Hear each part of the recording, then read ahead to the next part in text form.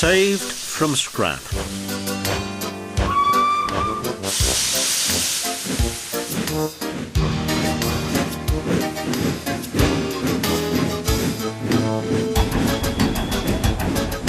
There is a scrapyard near Edward Station. It is full of rusty old cars and machinery. They are brought there to be broken up.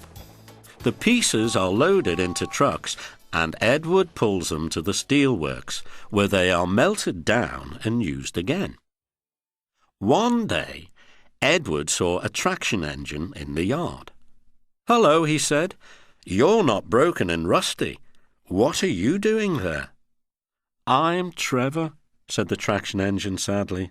"They are going to break me up next week." "What a shame," said Edward. "My driver says I only need some paint, brasso and oil to be as good as new," Trevor went on sadly. "But it's no good. My master doesn't want me. I suppose it's because I'm old-fashioned."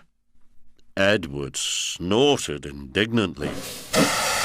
"People say I'm old-fashioned, but I don't care. The Fat Controller says I'm a useful engine." "My driver says I'm useful too," replied Trevor. "I sometimes feel ill, but I don't give up like these tractors. I struggle on and finish the job. I've never broken down in my life," he ended proudly.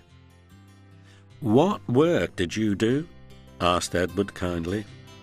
"My master would send us from farm to farm. We threshed the corn, hauled logs, sawed timber, and did lots of other work. We made friends at all the farms and saw them every year.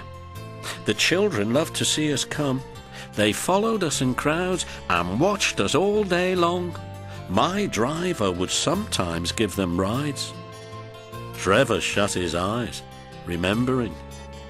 "I like children," he said simply. "Oh yes, I like children. Broken up, what a shame. Broken up, what a shame," clanked Edward as he went back to work. "I must help Trevor, I must." He thought of the people he knew who liked engines.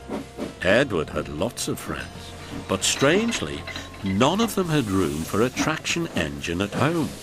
"It's a shame," he hissed as he brought his coaches to the station.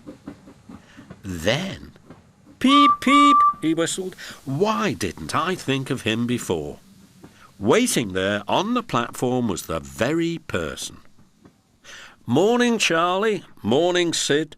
Hello, Edward, you look upset." "What's the matter, Charlie?" he asked the driver. "There's a traction engine in the scrapyard, Vicar. He'll be broken up next week, and it's a shame. Jem Cole said he never drove a better engine." "Do save him, sir. You've got room, sir." "Yes, Edward, I've got room," laughed the vicar.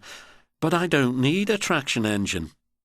"He'll saw wood and give children rides. Do buy him, sir, please." "We'll see," said the vicar, and climbed into the train. Jem Cole came on Saturday afternoon. "The Reverend's coming to see you, Trevor. Maybe he'll buy you." "Do you think he will?"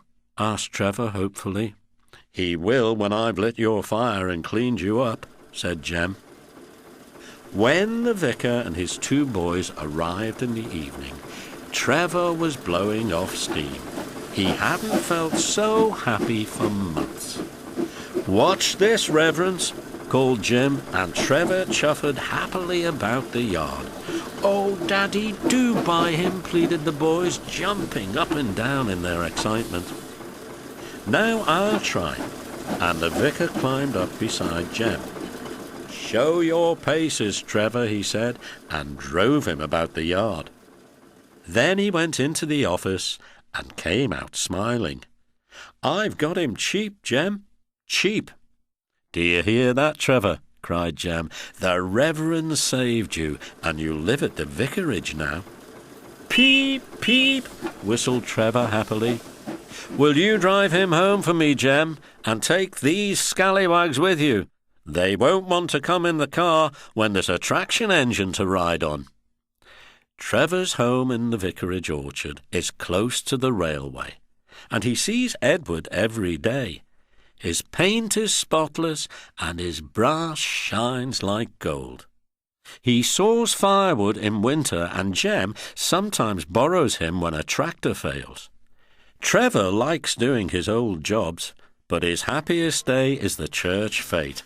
Then, with a long wooden seat bolted to his bunker, he chuffers round the orchard giving rides to children. Long afterwards you will see him shut his eyes, remembering. "I like children," he whispers happily.